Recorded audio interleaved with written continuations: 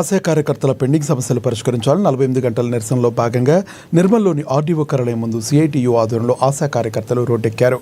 RDO కార్యాలయం ముందు గల జాతీయ రహదారిపై బైఠాయించి ప్రభుత్వానికి వ్యతిరేకంగా నినాదాలు చేశారు.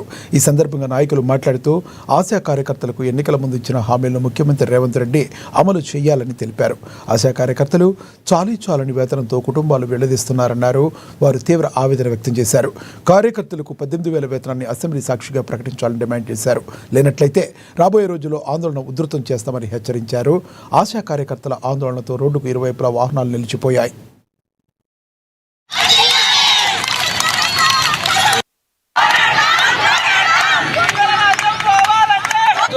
ఆశా వర్గాలు 48 గంటల ధర్నా కార్యక్రమం నిర్వహించడం జరుగుతుంది. ఇక్కడనే వంట వరకు రాత్రి బసా కార్యక్రమం ఇంకా దోమల్లో ఆశా వర్గాలు పడుకోవడం జరిగింది. రాష్ట్ర ప్రభుత్వం ఎన్నికల్లో ఇచ్చిన హామీని నెరవేర్చాలని అమలు చేయాలని సిఐటి రాష్ట్ర కమిటీగా ఈ ప్రభుత్వాన్ని డిమాండ్ చేస్తున్నాం. ఇప్పటికే ఎన్నికల మేనిఫెస్టోలో ఈ రాష్ట్రంలో ఉన్న ఆశా వర్గాలకు 18,000 రూపాయలు పెంచుతామని రాష్ట్ర ప్రభుత్వము కాంగ్రెస్ ప్రభుత్వం ఎన్నికల్లో హామీ ఇవ్వడం జరిగింది. ఆ హామీని అమలు చేయాలి.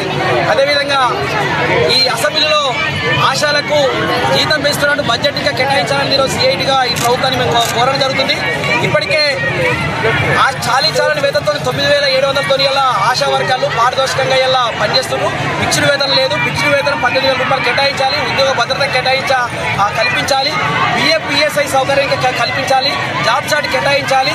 ఇలా టార్గెట్ల పేరుతో ఇలా ఆశా వర్గాలు ఇబ్బంది పెట్టే పరిస్థితి. టార్గెట్లను ఎత్తేయాలని ఈరోజు సిఐటిగా మేము ఈ ప్రభుత్వాన్ని కోరడం జరుగుతుంది. ఈ అసెంబ్లీలో ఇప్పటికే ఎమ్మెల్యేలకు నిరసనపత్రాలు ఇచ్చున్నాం. అసెంబ్లీలో మాట్లాడాలి. ఆశా వర్గాలకు కనీస వేతనం ఇలా 18,000 రూపాయలు ఇలా పెంచాలని ఈరోజు ఈ రాష్ట్ర ప్రభుత్వానికి విజ్ఞప్తి చేయడం జరుగుతుంది.